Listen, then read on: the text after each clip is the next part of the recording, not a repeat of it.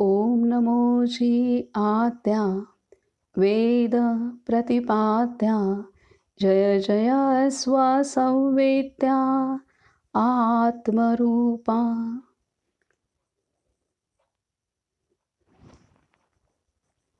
सर्वांना नमस्कार. काल आपण अत्यंत खूप सुंदर आणि गंभीर प्रसंग अ, पाहिले जे महाराजांनी अ, त्या प्रसंगामध्ये कसं प्रसंगावधान आणि आपलं सामर्थ्य, आपलं धैर्य आणि आपले कृपाशीर्वाद आपल्या साधकांवरती बरसले. या संदर्भात आपण खूप अनेक घटना काल बाबांनी आपणाला सांगितलेल्या आहेत. अ, महाराजांची महाराजांचं द्वितीय लग्न झाल्यानंतर महाराज पंढरपूरला गेले. त्यानंतर पंढरपूरमध्ये महाराजांनी अ, जे भडगावकर वैद्य होते, त्या वैद्यांचा मुलगा विषम ज्वराने आजारी होता आणि तो अत्यवस्थ अवस्थेत होता. तर त्याचा अंतिम काळात महाराजांनी त्या मुलाला साथ दिली आणि अ, त्याच्या अंतिम समयी महाराज त्याच्याजवळ होते आणि महाराजांच्या मांडीवरतीच त्याने आपली प्राण सोडले. नामसाधन करत असता त्या मुलाने आपले प्राण सोडले. तर ही घटना पंढरपूर इथं घडली आणि ह्या घटनेच्या वेळेला अ, महाराजांनी ह्या मुलाच्या आई-वडिलांना आणि सर्वच कुटुंबियांना जो धीर दिला, त्यामुळे ते सर्वच कुटुंबीय महाराजांचे निस्सीम भक्त झाले. त्यानंतर महाराज अलिबाग इथे गेले. अलिबाग इथे आपण पाहिलं की अ, महाराज ज्यांच्या घरी अलिबागला गेले होते, त्यांच्या आईने महाराजांना विनंती केलेली आहे, की माझ्या अंतिम काळी आपण अ, आपल्या सहवासात माझा अंतिम काळ व्हावा आणि अशी माझी इच्छा आहे. तेव्हा महाराज विनोदाने म्हणतात, "तर तुमची जर आत्ता तयारी असेल, तर तुम्ही आत्ताही अ, तो अंतिम काळ आपण घडवून आणू शकतो," असं महाराज म्हणतात. त्यावरती झालेला विनोद पाहून सर्वजण हसतायत. तर तरी महाराज त्या मातेला पूर्ण आश्वासन देत आहेत, की जेव्हा आपण तुमचा अंतिम काळ असेल, तेव्हा साक्षात श्रीरामराय तुमच्या सोबत असतील. हे आश्वासन महाराज त्यांना देत आहेत. त्यानंतर पुढे अ, महाराज आलेले आहेत ते म्हणजे उत्तरेकडे आणि आबूच्या वनात जात असताना महाराजांना भिल्लांची टोळी त्रास देते. त्या भिल्लांच्या टोळीचा त्रास महाराज सहन करत आहेत आणि तिथे अ, भिल्लांनी महाराजांच्या समोर एक नाठाळ वांझ गाय आणून ठेवली होती आणि महाराजांच्या स्पर्शाने, महाराजांच्या वाणीने आणि दृष्टीने त्या वांझ गाईला सुद्धा पाजरला आणि ते पाहून ते भिल्ल शरण आले आणि त्यांना महाराजांनी नामा नाम नामाचा अनुग्रह सर्वच भिल्लांच्या टोळीला महाराजांनी अनुग्रह दिला. त्यानंतर महाराज पुढे नर्मदा किनारी चालत येत आहेत आणि तिथं महेश्वर इथं आलेत. तिथे 2 मांत्रिकांनी महाराजांवरती नागपाशबंधन टाकलं होतं आणि महाराज 3 दिवस अ, महाराजांना सर्वच नागांनी कसून आवळून धरलं होतं आणि पूर्णतः बांधलेलं होतं नागांनी महाराजांना. 3 दिवस महाराज नामस्मरण करत त्या अवस्थेत महाराजांनी त्या यातना सहन केल्या आणि शेवटी महाराजांनी आपलं सामर्थ्य दाखवलं आणि डोंगरावरनं महाराजांनी उडी खाली घातली. त्याचबरोबर महाराज जय जय रघुवीर समर्थ असं महाराज मोठ्याने म्हणाले आणि असं उच्चारण केल्यानंतर महाराजांनी डोंगरावरनं खाली उडी टाकली. त्याबरोबर सर्वच नाग शरीरापासून महाराजांच्या विलग झाले आणि ते मरून पडले आणि त्याबरोबर ते दोन्ही मांत्रिक महाराजांना शरण आलेले आहेत. त्यातील एका मांत्रिकाला महाराजांनी नर्मदा तटी साधना करण्यास 12 वर्ष तपस्या करण्यास सांगितलेलं आहे. दुसरा मांत्रिक महाराजांनी आपल्यासोबत ठेवला आणि त्याला सच्चिदानंद असं नाव दिलं आणि त्या मांत्रिकाची पण नामसाधनेच्या बळावर इतकी तयारी झाली होती, त्याच्या अंगी इतकं सामर्थ्य प्राप्त झालं होतं, की त्याने त्या सामर्थ्याच्या जोरावरती महाराजांसाठी रेल्वे थांबवली. ते पाहून मात्र महाराजांना अ, आवडलं नाही आणि महाराजांनी त्याला सांगितलं, सावध केलं, की अशा कामासाठी आपली साधनेची शक्ती वाया घालवायची नसते आणि त्याने जे उच्चारण केलं होतं ती रेल्वे थांबवण्यासाठी, ते शब्द अत्यंत हीन प्रतीचे होते. त्यामुळे महाराजांनी त्याला तिथंच रोखलं आणि सांगितलं, की तुझ्या अंतरी जो तामस प्रवृत्ती जी अ, तामस प्रवृत्ती जी जी तुझी होती ती पुन्हा परत डोकं वर काढलेली आहे. तर त्यामुळे तू आता 12 वर्ष एकांतात साधना कर. आणि त्यानुसार त्याने ती साधना केली आणि पुढे तो महाराजांना काशी इथं भेटलेला आहे. त्यानंतर महाराज हे महेश्वरमध्ये घडलेली घटना आहे आणि इथं एक लक्षात येत आहे, की आपल्या शिष्याने आपल्यासाठी रेल्वे थांबवली हे महाराजांना पसंत पडलं नाही. ही खूप मोठी गोष्ट आहे. ह्यातून आपल्याला संदेश आहे, की आपलं जे नामसाधन आहे ते अत्यंत नामासाठी नाम असं असलं पाहिजे. त्यामध्ये कोणत्याही प्रकारच्या वासना, कोणत्याही इच्छापूर्तीसाठी ते नामसाधन केलेलं नसावं. हा संदेश खूप मोठा संदेश महाराज इथं आपल्याला देत आहेत आणि त्याबरोबरच त्या शिष्याच्या अंतरी त्याने जे शब्द उच्चारण केले तर ते सुद्धा महाराजांना खटकले आणि पूर्णतः तामसिक वृत्तीसुद्धा शेष राहू नये ह्यासाठी महाराजांनी त्याला एकांतात साधना असं करण्याची आज्ञा दिलेली आहे. तर महाराजांची आस आहे, की आपला शिष्य हा त्रिगुणातीत झाला पाहिजे. तो कुठल्याही गुणांमध्ये अडकता कामा नये. सत्व, रज, तमाच्या पलीकडे असलेलं तत्व त्याने अनुभवलं पाहिजे आणि त्यासाठी महाराजांनी त्याला तसा उपदेश दिला, आज्ञा दिली. त्यानंतर महाराज पुढे आलेले आहेत ते म्हणजे उज्जैनमध्ये. तर उज्जैनमध्ये एक समर्थांचाच एक भक्त आहे. त्याने महाराजांची परीक्षा केली आणि तिथे महाराज त्या परीक्षेमध्ये पूर्णतः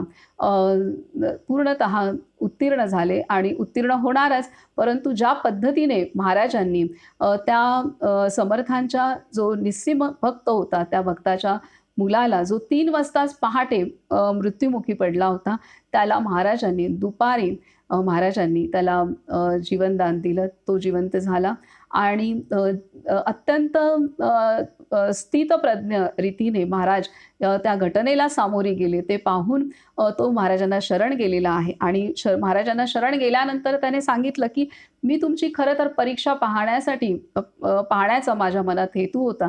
ते ऐकून महाराज त्याला म्हणतात, ठीक आहे, जे पण आहे, परंतु झालं गेलं आता विसरून जा आणि तू आता दासनवमीला सज्जनगडावरती समर्थांच्या भेटीला जा. रामरायाने तुझ्या मुलाला वाचवलं आहे. रामराय तुझं निश्चित कल्याण करील हे महाराज सांगतायत. म्हणजे इथे महाराज स्वतःचं सामर्थ्य महाराजांनी कधीही माझ्या सामर्थ्याने ही गोष्ट पार केलेली आहे असं महाराजांनी केव्हाही कधीही कुठल्याही प्रसंगात महाराजांनी व्यक्त केले नाही. जे काही आहे ते सर्व रामाच्या इच्छेने घडतं. रामाचं नाम घ्या आणि तोच निश्चितपणे सर्वांचं कल्याण करणारा आहे आणि जगातील प्रत्येक घटना त्याच्या इच्छेने घडते.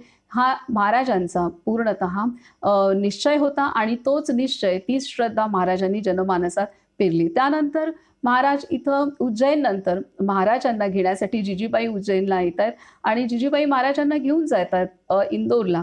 तर इंदोरमध्ये जिजीबाईंची मुलगी ताई हिला महाराज प्रसूती वेदनेतून मुक्त करतायत आणि तिला अपत्यप्राप्ती होते आणि महाराजांनी स्वतः त्या प्रसूतीच्या वेदना सोसल्या आहेत ह्या ताईसाठी आणि तिला त्यातून प्रसूती वेदनेतनं सोडवलेला आहे.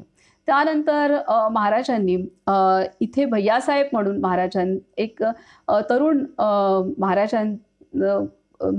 तरुण तरुणाची महाराजांवरती निस्सीम श्रद्धा जडली होती आणि महाराजांना तो अत्यंत प्रिय होता. त्याला सुद्धा महाराज कृपाशीर्वाद देत आहेत आणि त्याला सुद्धा आपल्या सतत सोबत ठेवतायत. आपल्या आशीर्वादाचा वर्षाव महाराज त्याच्यावरती करतायत. त्यानंतर इथं इंदोरमध्ये मुख्य घटना घडली ती म्हणजे गवळीला महाराजांनी त्याच्या अंतिम समयी महाराज त्याच्या सोबत होते.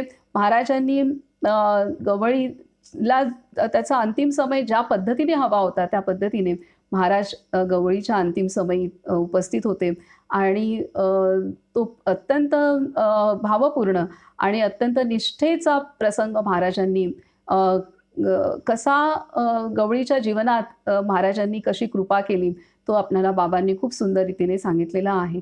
आणि तेव्हा महाराजांनी त्यांच्या मुलाला सांगितलंय, की एका नामाचा आधारे गवळीने ही अवस्था प्राप्त केली, की जी मोठ्या-मोठ्या योग्यांना सुद्धा प्राप्त होऊ शकत नाही. असा सुंदर अंतिम काळ गवळीने साध्य केलेला होता. त्यानंतर तिथंच महाराजांना भेटतायत ते म्हणजे अ, अ, तुक तुक तुकोजीराव होळकर हे इंग्रजांच्या विरुद्ध लढा करत होते आणि तिथे महाराज तुकोजीरावांना वारंवार महाराजांनी धीर दिलेला आहे. महाराजांनी तुकोजीरावांना अ, त्यांच्या कार्यामध्ये देशसेवेच्या कार्यामध्ये वेळोवेळी मार्गदर्शन केलं आहे. त्यांचं मनोबल वाढवलेलं आहे आणि त्यांनाही अनुग्रह दिलेला आहे आणि महाराजांनी त्यांना नामसाधना करा आणि वैरागी वृत्तीने आपलं कार्य करत राहा. राम तुम्हाला निश्चितपणे मदत करेल आणि काही काळजीचं कारण नाही असं महाराज त्यांना वारंवार त्यांना सांगून त्यांची श्रद्धा, निष्ठा आणि त्यांचं धैर्य, त्यांचं मनोबल वाढवत होते. त्यानंतर ही अशा रीतीने महाराजांचं कार्य हे चालू होतं आणि ही महाराजांचं हे कार्य, या कार्याची वार्ता गोंदवलेपर्यंत पोहोचली आणि मग महाराजांच्या आईला राहावेना आणि महाराजांना बोलवण्यासाठी महाराजांना तिथं त्यांनी आईने 2 जणांना इंदूरला पाठवलेलं आहे. आणि नंतर महाराजांसोबत भैयासाहेब जिजीबाई आणि काही मंडळी येळेगावला येत आहेत आणि 1 महिन्यांनी महाराज येळेगावला पोहोचले. तिथे जिजीबाई आणि भैयासाहेब ह्यांना तुकामाईंचं दर्शन होते. 8 दिवस ते तिथे राहत आहेत तुकामाईंच्या सहवासात आणि ते पुन्हा इंदोरला जातात भैयासाहेब जिजीबाई आणि महाराज गोंदवले तिथे. तर अशा पद्धतीने महाराजांनी प्रत्येक घटनेमध्ये खूप मोठा संदेश आपणाला सर्वांनाच दिलेला आहे. आता आपण पुढचं वाचन करूयात. आता महाराज गोंदवल्यात आलेले आहेत. गोंदवल्यास वास्तव्य आणि लोकसंग्रह. गोंदवल्यास वास्तव्य आणि लोकसंग्रह. गोंदवल्यास पुनरागमन. मागे सांगितल्याप्रमाणे जिजीबाई व भैयासाहेब मोडक यांना श्री तुकामाईंच्या पायावर घातल्यावर श्री महाराज त्यांच्यासह गोंदवल्यास आले. 8-15 दिवस राहून ती मंडळी इंदूरला परत गेली. यानंतर म्हणजे सुमारे सन 1890 पासून श्री महाराज गोंदवल्यास बरेच स्थिर राहू लागले. त्यांचे वय आता 45-46च्या आसपास होते. बाहेरच्या पुष्कळ लोकांना त्यांची माहिती झाल्याने आणि ते गोंदवल्यास जरा स्थिर राहिल्याने लोकांचे त्यांच्याकडे येणे जाणे खूपच वाढले.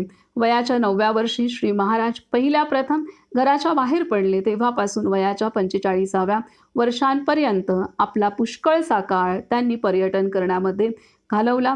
ते बहुधा एकट्याने संचार करीत आणि एका लंगोटीशिवाय त्यांच्याजवळ काही नसे. भारतवर्षामधील सर्व तीर्थे त्यांनी पाहिली व अनेक वार काशीची कावड रामेश्वरास नेली. भारतभूमी ही अध्यात्मभूमी आहे. तेव्हा या भूमीमध्ये अनेक ठिकाणी अनेक लोक भगवंताच्या प्राप्तीसाठी अनेक प्रकारची साधने करण्यात आपले आयुष्य वेचित असतात. अशा रीतीने परमार्थाकडे खरी प्रवृत्ती असणारे किती लोक येथे अस्तित्वात आहेत हे पाहण्यासाठी श्री महाराज सबंध भारतवर्ष 3 वेळा पायी हिंडले. आपल्या देशातील प्रत्येक खेड्याची त्यांना माहिती होती. गोंदवल्यास येऊन राहिल्यानंतर एखाद्या गावाची गोष्ट निघाली म्हणजे ते सांगत, मला ते गाव माहीत आहे. लहानपणी फिरत फिरत मी तेथे गेलो होतो. तेथे अमुक प्रकारचे मंदिर आहे. तिथली घरे अमुक प्रकारची आहेत. तेथे अमका मनुष्य असा होता वगैरे वगैरे. एकदा प्रसिद्ध वेदांती बाबा गर्दे त्यांना भेटण्यास गदगला आले. त्यांनी महाराजांना नमस्कार केल्यावर भाऊसाहेब केतकर त्यांची ओळख करून देऊ लागले. त्यावेळी श्री महाराज बोलले, मी यांना पाहिले आहे. बाबा, अमक्या वर्षी तुम्ही विजापूरला मास्तर होता. एके दिवशी दुपारी 12 वाजता तुम्ही वर्गामध्ये शिकवित होता. तेव्हा मी बाहेरून खिडकीतून तुम्हाला पाहून गेलो. इतक्या अफाट पर्यटनामध्ये अक्षरशः लाखो लोकांशी त्यांचा संबंध आला. त्यांना आपण कोण म्हणून विचारणारेही काही लोक भेटत. मी जंगम आहे असे श्री महाराज त्यांना उत्तर देत. ज्या ज्या माणसांचा त्यांच्याशी संबंध आला त्या प्रत्येकाला त्यांनी रामनामाचा छंद लावला. सिद्धीसाठी साधन करणाऱ्या योग्यांना त्यांनी नामाचे महत्त्व पटवून भक्तीच्या मार्गाला लावले.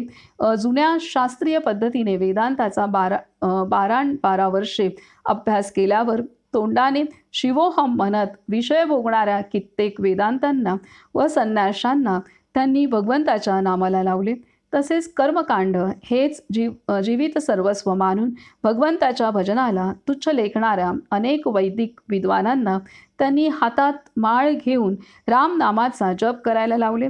श्रीमंत, अधिकारी व विद्वान किती नामाला लावले याची तर गणतीच नाही. आपल्या देशामध्ये साधू पुरुष बरेच आढळतात, परंतु येथे साध्वी स्त्रिया किती आहेत हे पाहण्यासाठी श्री महाराज मुद्दाम सर्व भारतभर एकदा हिंडले. फक्त 3 साध्वी स्त्रिया त्यांच्या पाहण्यात आल्या. त्या तिघीही पूर्ण ब्रह्मज्ञानी होत्या असे ते सांगत. इतकेच नव्हे तर त्या स्त्रियांना मुलेबाळे वगैरे प्रपंचाचा सर्व पसारा असून सुगृहिणी म्हणून त्या संसारामध्ये नांदत होत्या. या तिघांपैकी एक बाई मद्रासकडची, एक बाई एक बंगालमधली आणि एक महाराष्ट्रातील होती असे श्री महाराज म्हणाले. प्रवासामध्ये हजारो लोकांनी त्यांना गुरुत्व दिले, परंतु त्यापैकी पुष्कळांना श्री महाराज कोण व कुठले हे माहीत नसल्याने ते लोक गोंदवल्याला आलेच नाहीत. काशीमध्ये आणि अयोध्येमध्ये श्री महाराजांना दख्खन का साधू असे म्हणत. ते इंदूरमध्ये पहिल्याने प्रकट झाले खरे, पण तेथेही गोंदवल्याबद्दल कोणासही काही ठाऊक नव्हते. ज्यावेळी दादोबा व गोपाळ त्यांना परत घेऊन जाण्यासाठी आले त्यावेळी इंदूरच्या लोकांना गोंदवल्याची माहिती झाली आणि नंतर ते श्री महाराजांना गोंदवलेकर महाराज असे म्हणू लागले. पुष्कळदा श्री महाराज अशी गंमत करीत की त्यांना भेटण्यासाठी येत असलेला मनुष्य गोंदवल्याच्या जवळ आला म्हणजे ते पूर्वी त्याच्या गावी गेले असताना घडलेली हकीकत बरोबरच्या मंडळींना सांगण्यास आरंभ करीत. ती सांगून संपते न संपते इतक्यात तो मनुष्य येऊन पोचायचा. तो आला की लगेच ते म्हणत, बघा हे गृहस्थ त्या गावाचेच आहेत. मी आता सांगितलेली हकीकत खरी आहे की नाही हे त्यांना विचारा. तर अशा रीतीने इथं आता महाराज गोंदवले आले आहेत आणि त्यांच्यासोबत भैयासाहेब आणि जिजीबाई पण आहेत. ते तिथे 15 दिवस राहून पुन्हा इंदोरला गेले. जेव्हा भैयासाहेब आणि जिजीबाई इथं गोंदवल्यास आले आणि तेव्हापासूनच महाराज हे महाराजांचं गाव सर्वांना समजलेलं आहे आणि त्यावरून महाराजांना गोंदवलेकर महाराज ही असं संबोधित करण्यात येऊ लागलं. कारण महाराजांनी वयाच्या 45 वर्षापर्यंत भारताच्या 3 वेळा यात्रा केल्या होत्या. भारत भ्रमंती 3दा झाली होती आणि अनेकदा महाराज विविध प्रांत फिरले होते. भारतातील प्रत्येक खेडीपाडी महाराजांना माहीत होती आणि त्यामुळे लाखो लोकांची संबंध, लाखो लोकांची ओळख महाराजांना होती. तरीसुद्धा महाराजांनी कधीही महाराज कुठले आहेत, त्यांचं नाव काय आहे हे कधीही सांगितलं नव्हतं आणि आपण कोण आहोत असं विचारल्यानंतर महाराज सांगे की मी जंगम आहे. तर त्यामुळे महाराजांनी केवळ सर्वांना नामाची महती, नामाची अनुभूती पटवून दिली आणि अनुग्रहही दिला, परंतु आपण कोण कुठले हे कधीही सांगितलं नाही. आणि जेव्हा आत्ता इंदोरमध्ये असताना त्यावेळी मात्र जेव्हा महाराजांच्या आईने त्यांना पुन्हा गोंदवल्यास आणण्यासाठी 2 जणांना पाठवलं तेव्हा सर्वांना समजलं की महाराज हे गोंदवलेचे आहेत. तर अशा पद्धतीने म्हणजे किती गुप्त रीतीने कार्य महाराजांनी केलेलं आहे. वयाच्या 45 वर्षापर्यंत आपण कुठले आहोत, आपलं नाव काय आहे, आपलं गाव काय आहे हे महाराजांनी कोणालाही कळू न देता महाराजांनी सर्वत्र नामाचा डंका पिटला होता. नामाची अनुभूती सर्वांना कळवून दिली होती. ही किती मोठी गोष्ट आहे आणि अंतर्मुख करणारी गोष्ट आहे. एवढं मोठं कार्य करून सुद्धा महाराजांनी काहीही स्वपरिचय दिलेला नव्हता. आता पुढे सांगतात. पुढचा मुद्दा आहे, दुसऱ्याचा भोग भोगून संपविला. दुसऱ्याचा भोग भोगून संपविला. एकदा अशीच मंडळी बसली असता बरेच वर्षांपूर्वी श्री महाराज हल्ल्याळ नावाच्या गावी गेले असता तेथे घडलेल्या हकीकतीस सुरुवात झाली. हल्ल्याळात एके दिवशी भिक्षा मागण्यासाठी ते निघाले व एका घरासमोर जय जय रघुवीर समर्थ करून उभे राहिले. घरातील बाई भिक्षा घालण्यास बाहेर आली. त्यावेळी ती अत्यंत दुःखी दिसली, म्हणून श्री महाराजांनी तिला तिच्या दुःखाचे कारण विचारले. ती म्हणाली, 15 दिवसांपासून माझ्या मुलाला ताप आलेला आहे आणि तो उतरण्याचे काही चिन्ह दिसत नाही, असे बोलून ती रडू लागली. तेव्हा श्री महाराजांनी तिला धीर दिला व स्वतः त्या मुलाजवळ गेले. मुलगा निश्चित पडून राहिला होता. त्याला आईने हाक मारली तेव्हा त्याने डोळे उघडले आणि अगदी दीनपणे श्री महाराजांच्याकडे पाहिले. लगेच श्री महाराजांनी त्याच्या हातात पाणी दिले व मी माझा ताप तुम्हाला दिला असे म्हणून आपल्या हातावर पाणी सोडण्यास सांगितले. मुलाने त्याप्रमाणे केल्यावर बरे वाटेल, काळजी करू नये असे आईला बोलून श्री महाराज निघून गेले. त्याच दिवशी संध्याकाळी त्यांची व वासुदेव भट यांची गाठ पडली. हे वासुदेव भट आधीपासूनच त्यांच्या परिचयाचे होते. दुपारी कुठे होता असे त्यांनी विचारता श्री महाराजांनी त्या आजारी मुलाची सर्व हकीकत सांगितली आणि म्हणाले, तो मुलगा जगला, हे छान झाले. मी काय बोलून चालून गोसावी, पण घेतलेला ताप मला भोगला पाहिजे. तापामध्ये तुम्ही माझी चौकशी करीत जा. हे बोलणे होऊन काही दिवस गेल्यावर त्याची आठवण होऊन भटजी म्हणाले, गोसावी बुवा, त्या मुलाचा घेतलेला ताप तुम्ही केव्हा भोगणार? हे ऐकल्याबरोबर श्री महाराज बोलले, अरे खरेच की मी अगदी विसरून गेलो होतो. बरे झाले तुम्ही मला आठवण करून दिली. मला एक खोली रिकामी करून द्या. वासुदेव भटजींनी आपल्या घरांतली एक खोली त्यांना दिली. श्री महाराज 11 दिवसांपर्यंत त्या खोलीमध्ये निजून होते. दार बंद करून घेतलेले होते, तरी त्यांचे कणणे मधून मधून ऐकू येई. 12व्या दिवशी ताप उतरला व ते दार उघडून बाहेर आले. भोग भोगून संपविला. आता पथ्यासाठी मऊ भात करून घाला, मी लवकर स्नान करून येतो असे भटजींना सांगून ते स्नानासाठी निघाले. नुकताच ताप उतरला आहे, लगेच स्नान करणे बरे नाही असे वासुदेव भटजी म्हणत असतानाच श्री महाराज निघाले व त्यांनी विहिरीमध्ये उडी घेतली.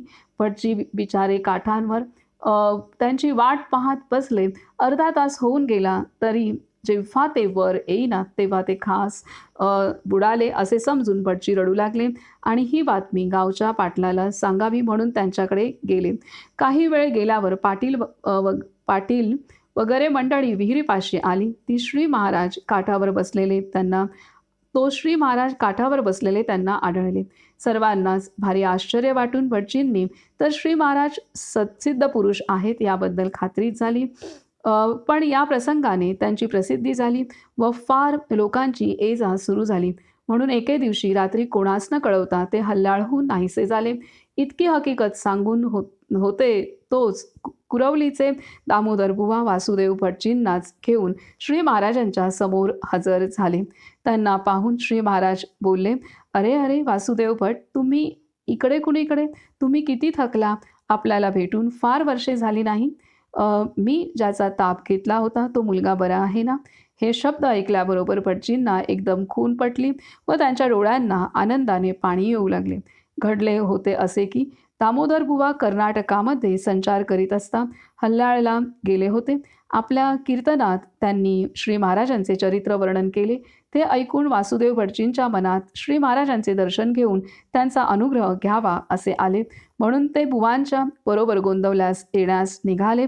परंतु आपल्या घरी पूर्वी राहिलेले ते हेच ही कल्पना त्यांना नव्हती. हल्ल्याळहून ते त्यावेळी एकाएकी नाहीसे झाल्यानंतर भटजींच्या जीवाला चटका लागला होता खरा, पण हे कोण व कोठले याची काहीच माहिती नसल्याने ते नाईलाजाने स्वस्थ राहिले होते. आपल्या घरी तेव्हा राहिलेले सिद्ध पुरुष ते हेच अशी ओळख पटल्यानंतर भटजींनी एकदम साष्टांग नमस्कार घातला. अलिबाग येथील सदुभाऊ लेले यांची हकीकत मागे आलीच आहे. तर अशा रीतीने महाराज जिथे प्रत्येक ठिकाणी महाराजांनी आपल्या समोर येणाऱ्या सर्वांवरती कृपा केलेली आहे. सर्वांना त्यांच्या अडीअडचणीतून सोडवलेला आहे आणि नामाचं महत्त्व त्यांना पटवून दिलेलं आहे आणि अनेकांना अनुग्रहही दिला आहे. परंतु जेव्हा तिथं लोक त्यांना मानू लागत, त्यांचं नाव लौकिक होऊ लागे, तेव्हा मात्र महाराज कोणालाही न सांगता अचानकपणे तिथून निघून जात आणि गायब होत असत. त्यामुळे लोकांना पुढे महाराजांची भेटच झाली नव्हती. आता ही सर्व 45 वर्ष वयापर्यंत महाराजांनी जिथे जातील तिथे अशा पद्धतीने महाराजांनी सर्वांची सेवा केलेली आहे. सर्वांना अनुग्रहही दिलेला आहे. परंतु आपला परिचय न देताच महाराज तिथून निघालेले आहेत. ह्यामधून आपले संत किती निस्पृही असतात. कोणताही नावलौकिक, कोणतीही उपाधी ते आपल्याला चिकटू देत नाहीत. इतके ते स्वतःला जपतात. असंच महाराजांनी सुद्धा स्वतःला जपलं होतं.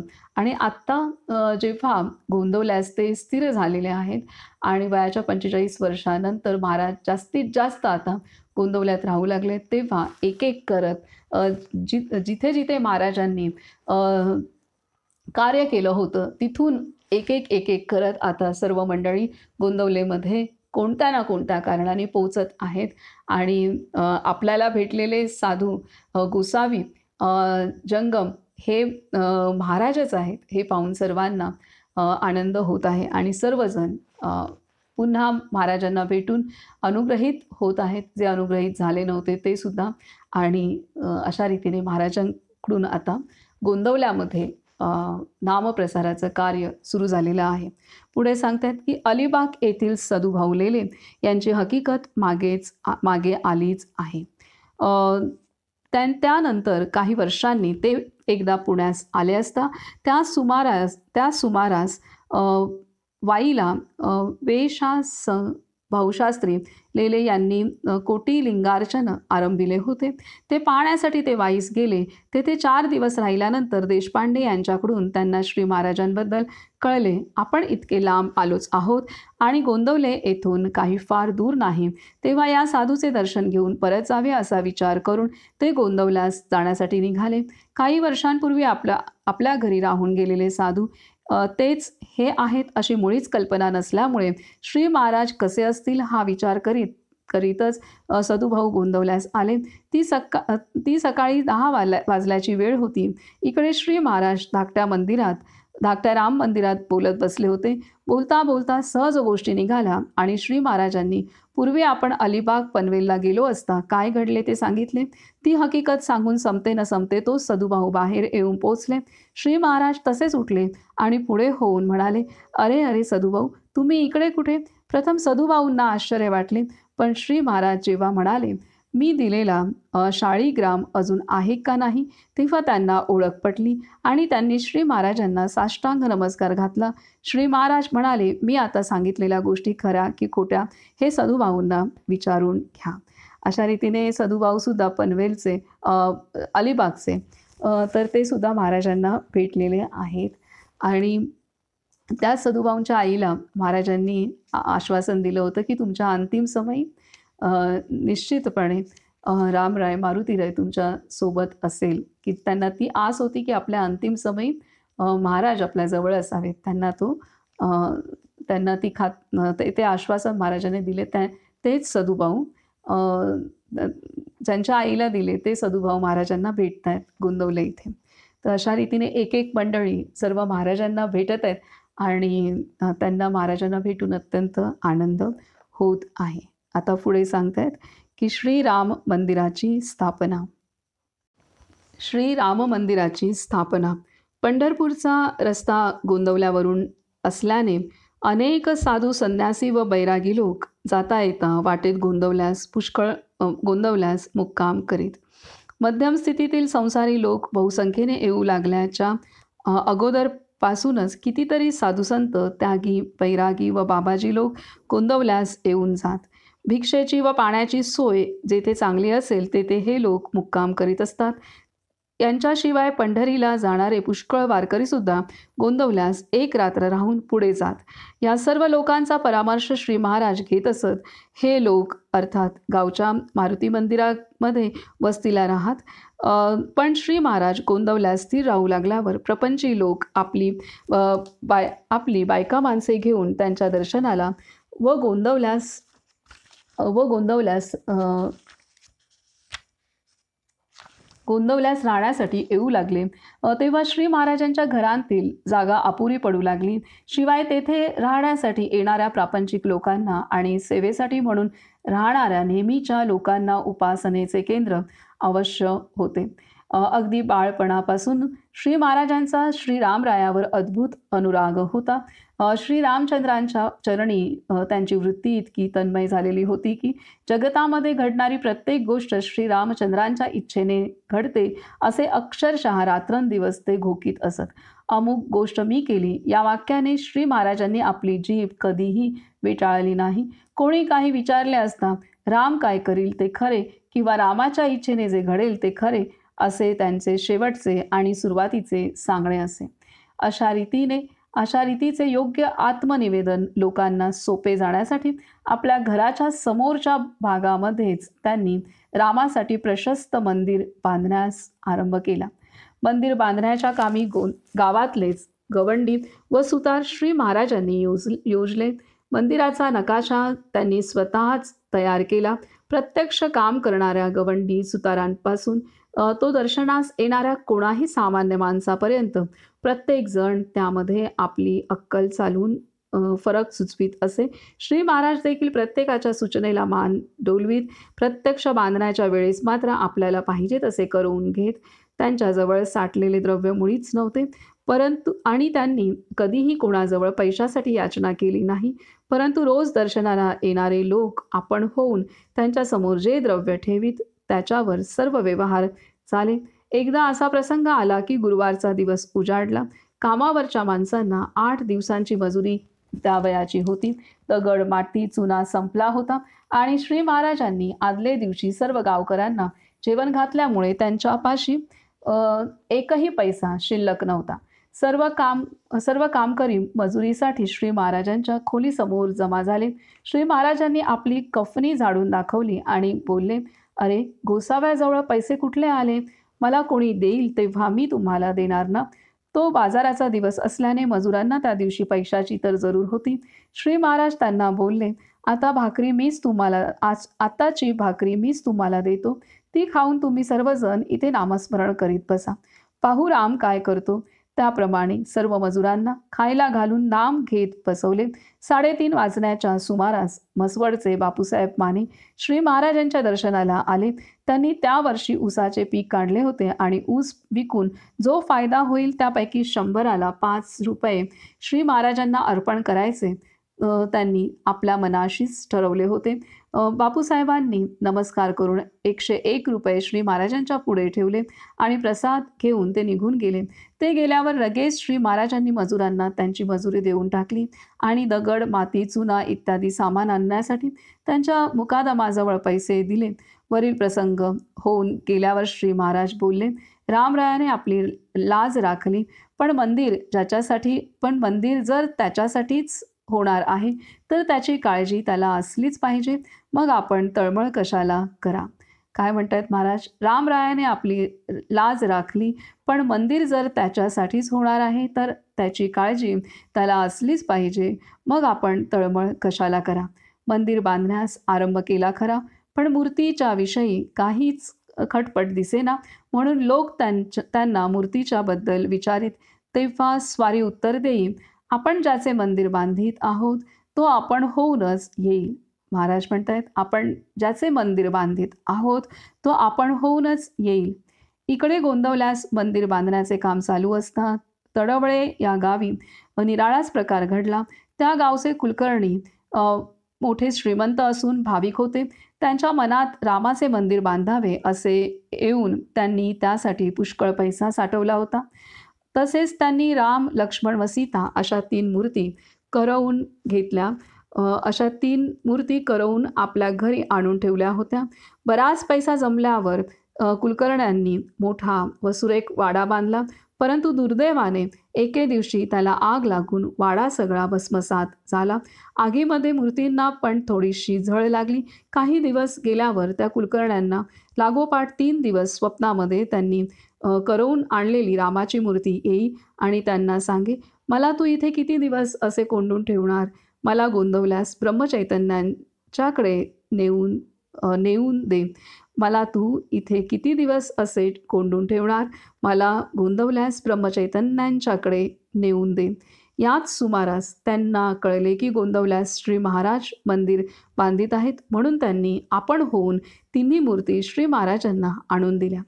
ज्या दिवशी मूर्ती आल्या त्या दिवशी रविवार होता. सकाळी उठल्याबरोबर श्री महाराज म्हणाले, आज कोणीतरी मोठे पाहुणे आपल्या घरी येणार आहे असे मला वाटते आहे, म्हणून आज आपण सगळेजण उपवास करून भजन आणि नामस्मरण करू. त्यांच्या सांगण्याप्रमाणे सर्वांनी स्नाने आटोपून घेतली. फराळासाठी दाण्याची उसळ व उकडलेल्या रताळ्याच्या फोडी केल्या होत्या. श्री महाराजांनी स्वतः आपल्या हाताने कामावर आलेल्या मजुरांसकट सर्व लोकांना फराळाचे दिले. आपण मात्र नैवेद्याचे वाटीभर दूध तेवढे घेतले. दुपारी 1 वाजता श्री महाराज भजनाला उभे राहिले. 2 तास सुंदर भजन झाल्यावर 2 माणसांना त्यांनी रस्त्यावर जाऊन बसण्यास सांगितले. हेतू असा की कोणी येताना दिसल्यास त्यांनी घरात येऊन श्री महाराजांना वर्दी द्यावी. संध्याकाळी 4 वाजता 2 गाड्या येताना दिसल्या. त्यांची विचारपूस करता ते तडवळचे कुलकर्णी असून श्री महाराजांना देण्यासाठी मूर्ती घेऊन आले आहेत असे कळले. ही बातमी श्री महाराजांपर्यंत पोचली तेव्हा लगेच जय जय श्रीराम घोष करीत ते सर्व मंडळींसह श्रीरामरायाला सामोरे गेले. श्री महाराजांनी स्वतः मूर्तीवरून भाकरी ओवाळून टाकली आणि मोठ्या प्रेमाने भजन करीत सर्व मंडळी घरी आली. दुसऱ्या दिवशी त्यांनी उपवासाचे पारणे केले आणि कुलकर्ण्यांना निरोप दिला. पुढे श्री महाराजांनी एका चांगल्या कारागिराकडून तिन्ही मूर्तींना उजाळा दिला व त्यांचे जळकेपण पुष्कळ कमी करून घेतले. शके 1813 म्हणजे सन 1891 मध्ये मंदिर बांधून तयार झाले. बापूसाहेब पाने यांनी सिंहासन बांधवले. श्री महाराजांनी म्हासुर्णेकर शास्त्रीबुवांच्या संमतीने मूर्तीच्या प्राणप्रतिष्ठेचा मुहूर्त ठरवला. समारंभाच्या आमंत्रणाची निरनिराळ्या गावी पत्रे गेली. स्थापनेच्या 7 दिवस अगोदर श्री महाराजांनी स्वतः देवापुढे नारळ ठेवून भजन व अखंड नामस्मरण यांच्या सप्ताहाला आरंभ केला. कामावर येणाऱ्या लोकांनाच नव्हे तर सबंध गावच्या लोकांना जेवण्यासाठी 8 दिवस मुक्तद्वार ठेवले. रोज भजन, नामस्मरण, कीर्तन, पुराण व भोजन यांची गर्दी उडून गेली. शेवटी स्थापनेचा दिवस उगवला. त्या साऱ्या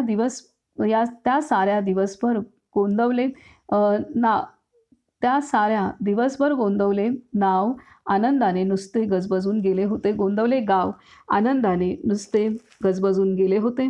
मंदिरामध्ये श्रीरामाची प्राणप्रतिष्ठा अत्यंत समारंभाने झाली. त्या प्रित्यर्थ श्री महाराजांनी पाण्यासारखा पैसा खर्च केला.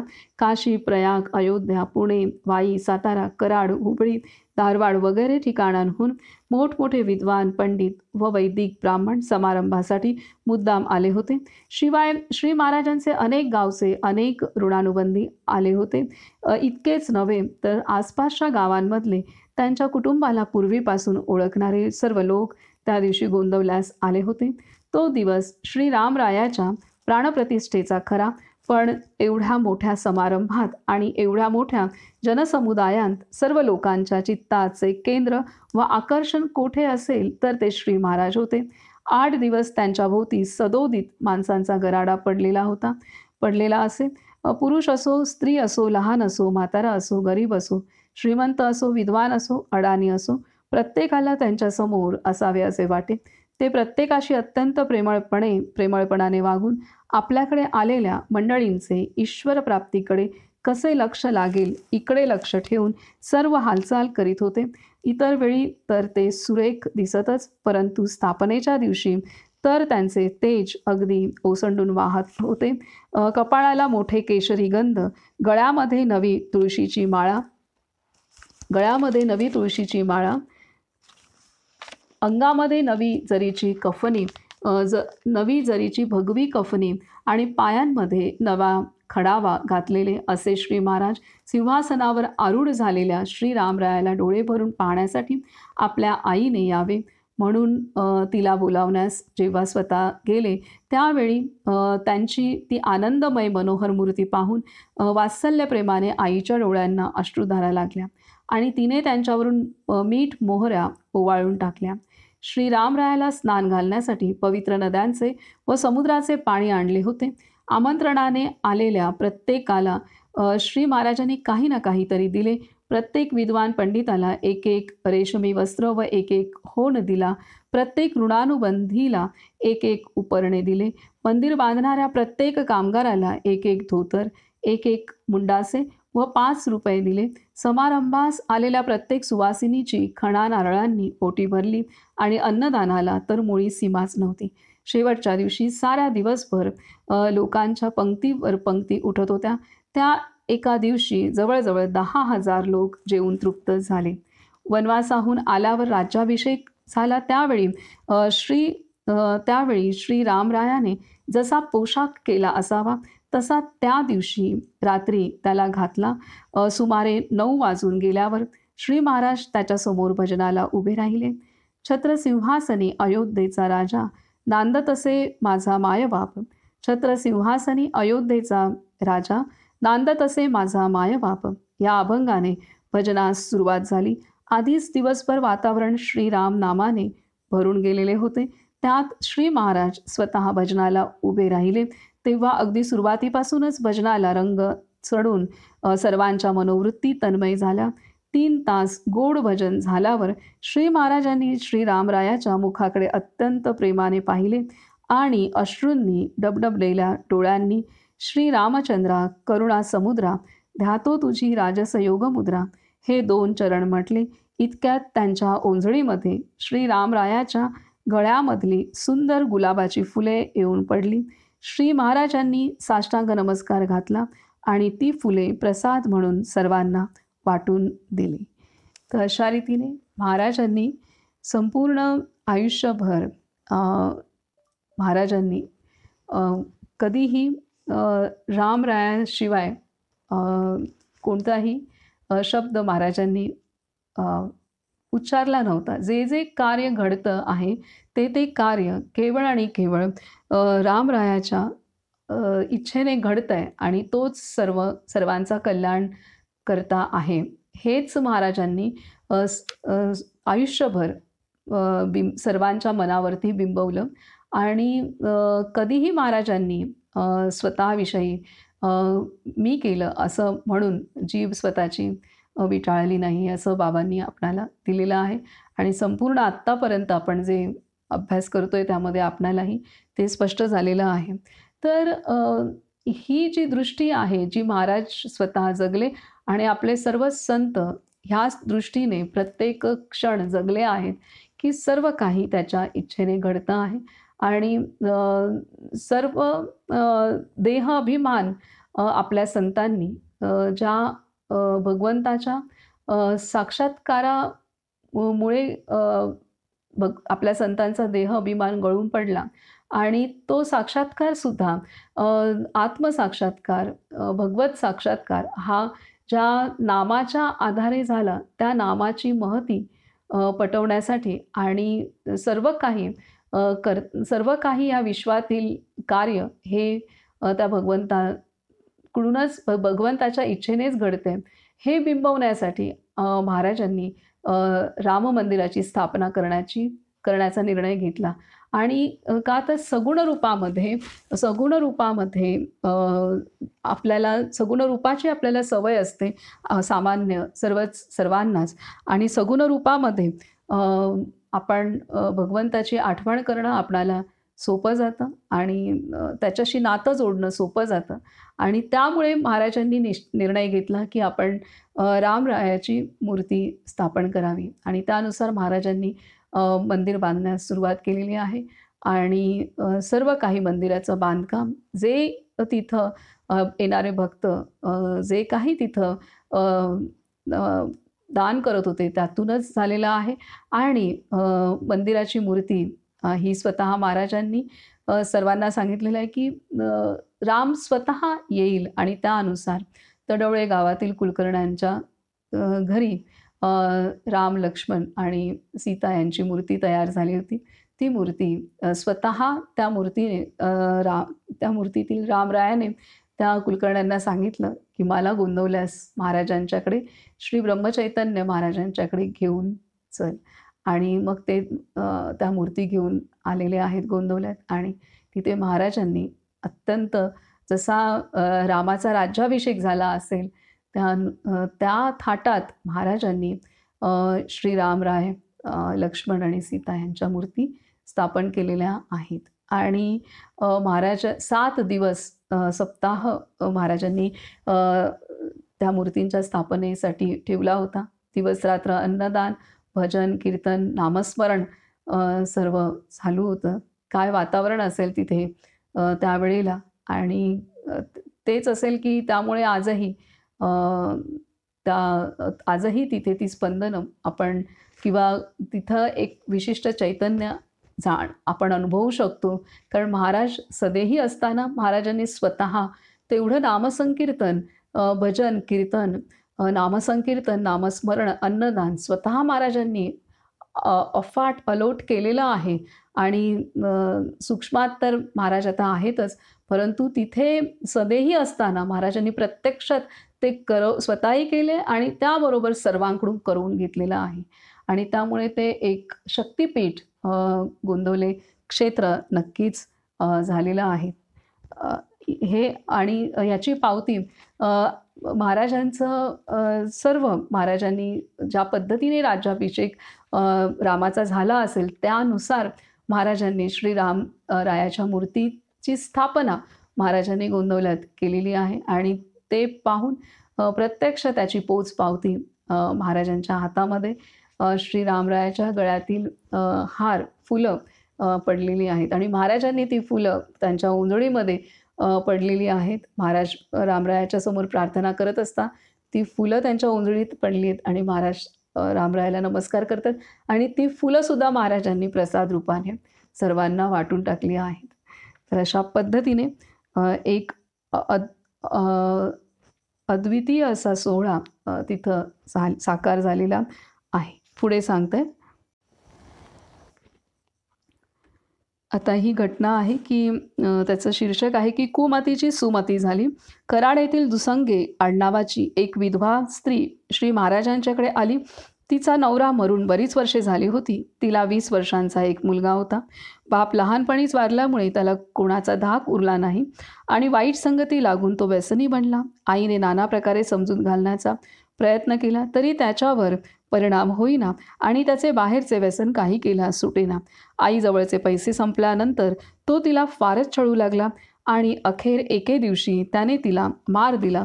तिने श्री महाराजांचे नाव ऐकले होते तेव्हा आपल्या मुलाला त्यांच्याकडे नेले असता तो खात्रीने सुधारेल ही भावना धरून ती मुलासह गोंदवल्यास आली. ती तेथे पोचली त्यावेळी दुपारचे 12 वाजून गेले होते आणि श्री महाराज ओढ्यावर स्नान करीत होते. मायलेक तसेच ओढ्याकडे गेले आणि त्या दोघांनी श्री महाराजांना साष्टांग नमस्कार घातला. कोण, कुठले वगैरे चौकशी केल्यावर श्री महाराज मुलाला बोलले, बाळ, तुझ्या बापाला मी बरेच वर्षांपूर्वी एकदा पाहिले होते. मला तुझ्याविषयी प्रेम वाटते. तू माझे ऐकशील का? माझ्या सांगण्याप्रमाणे वागलास तर राम तुझे कल्याण करील. मुलाने मानेनेच हो म्हणून उत्तर दिले. तेव्हा श्री महाराज म्हणाले, तू रोज सकाळी आईच्या पाया पडत जा आणि आई सांगेल तसेच वागण्याचा निश्चय कर. हे तुला करता येईल का? तो बोलला, होय, मला करता येईल. श्री महाराज पुन्हा त्याला म्हणाले, ज्यावेळी तुझे मन अनावर होईल त्यावेळी माझ्याजवळ येऊन बसावे म्हणजे राम तुला सांभाळील. श्री महाराजांच्या प्रेमाने ओथंबलेल्या या शब्दांनी त्या मुलाच्या मनावर बराच परिणाम झाला व त्याच्या वर्तनात सुधारणा दिसू लागली. पुढे 4 महिन्यांनी गोंदवल्यास त्या बाईचा अंतकाळ झाला. जाताना तिने आपल्या मुलाला श्री महाराजांच्या पदरात घातला आणि त्यांनी त्याला पोटच्या मुलाप्रमाणे सांभाळण्याचे आश्वासन दिल्यामुळे ती समाधानात मेली. पुढे 2 महिने मुलगा चांगला वागला पण त्यानंतर पुन्हा तो बाहेर जाऊ लागला. ही गोष्ट श्री महाराजांच्या लक्षात येण्यास फारसा वेळ लागला नाही. त्यांनी त्याला शक्यतोवर आपल्याबरोबर वागवण्यास सुरुवात केली. तो जरा इकडे तिकडे गेला की ते त्याला मोठ्या प्रेमाने हाक मारीत आणि आपल्याजवळ बोलावून घेत. अशा रीतीने महिनाभर निघून गेला आणि मग एक दिवस त्याला संधी मिळाली. एकादशीचा दिवस होता आणि गिरवीची मंडळी मुद्दाम भजनासाठी आलेली होती. रात्री 10 वाजता स्वतः श्री महाराज भजनाला उभे राहिले.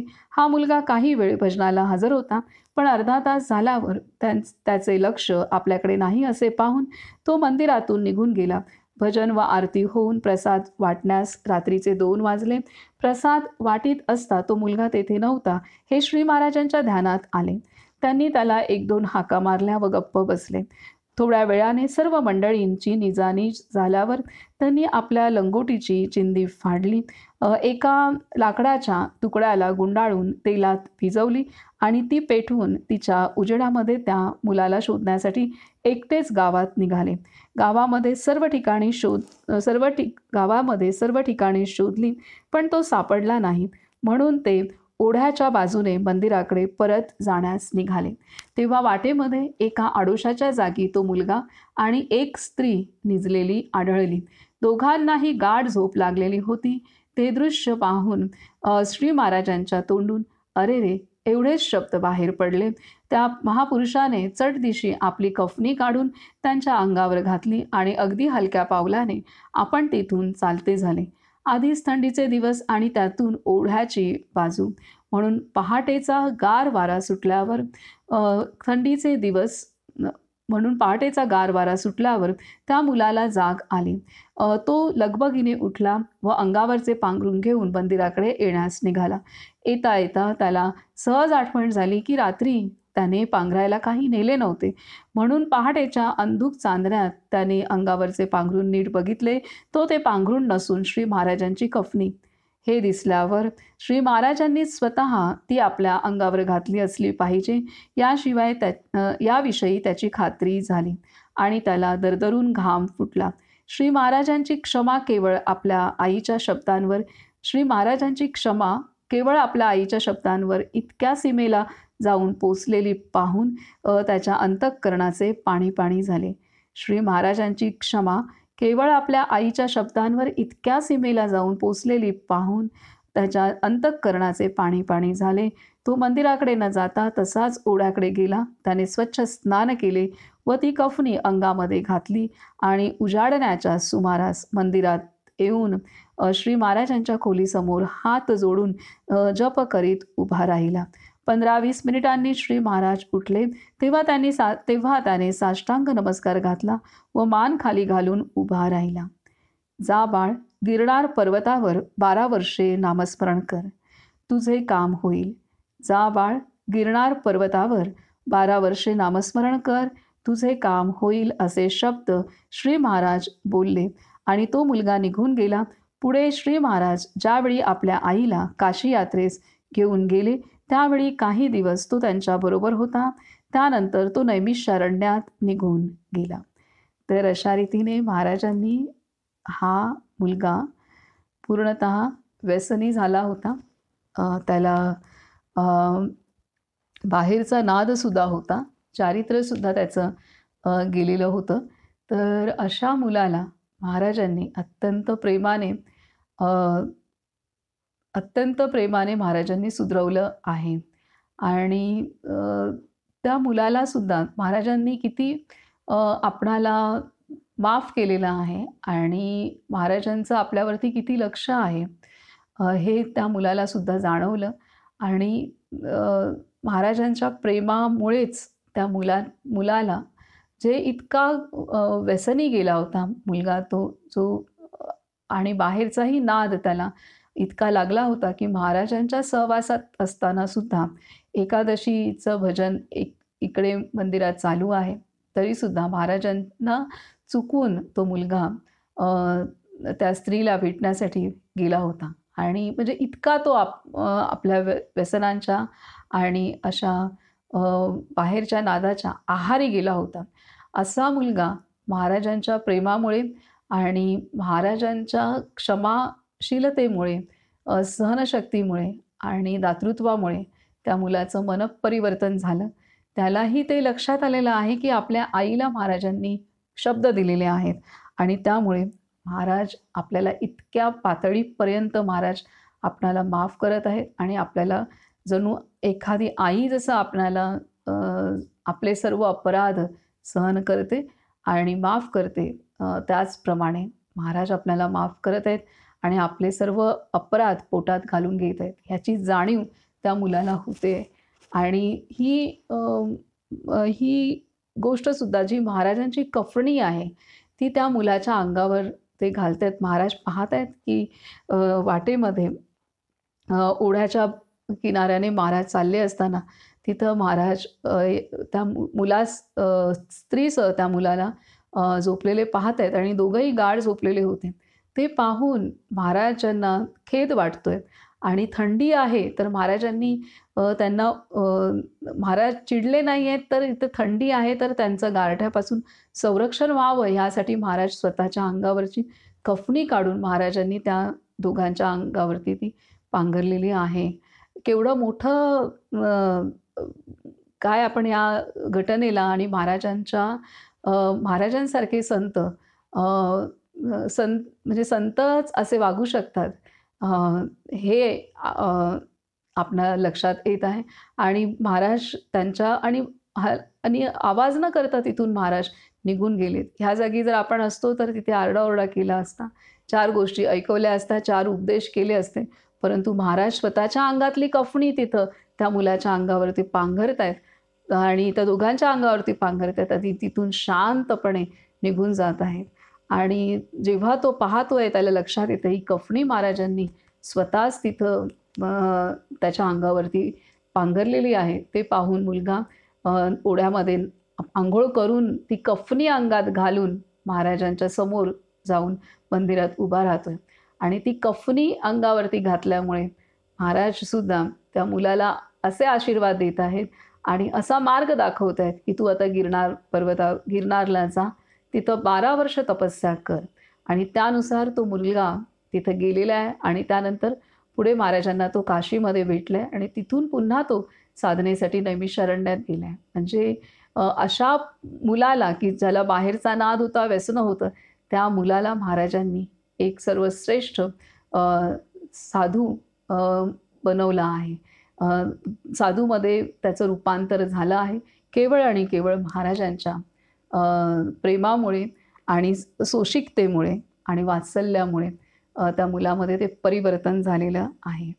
आणि त्याने एवढी घोर तपस्या महाराजांनी जसं सांगितलं तशी केली आणि तो करू शकला हे महाराजांचे आशीर्वाद, कृपाशीर्वादामुळे. आणि ती कफनी जी त्याने घातली होती त्या कफनीचं सुद्धा कफनीच्या रूपात महाराज त्याच्यासोबत सदैव होते. तर अशा पद्धतीने ह्या घटना खूप काही आपणाला शिकवणाऱ्या आहेत. इथं आपण आता थांबूयात. श्रीराम जय राम जय जय राम, श्रीराम जय राम जय जय राम, श्रीराम जय राम जय जय राम, श्रीराम जय राम जय जय राम, श्रीराम जय राम जय जय राम, श्रीराम जय राम जय जय राम, श्रीराम जय राम जय जय राम, श्रीराम जय राम जय जय राम, श्रीराम जय राम जय जय राम, श्रीराम जय राम जय जय राम, श्रीराम जय राम जय जय राम, श्रीराम जय राम जय जय राम, श्रीराम जय राम जय जय राम, श्रीराम जय राम जय जय राम. राजाधिराज सद्गुरुनाथ श्री ब्रह्मचैतन्य गोंदवलेकर महाराज की जय. श्रीराम. सर्वांना शुभरात्री.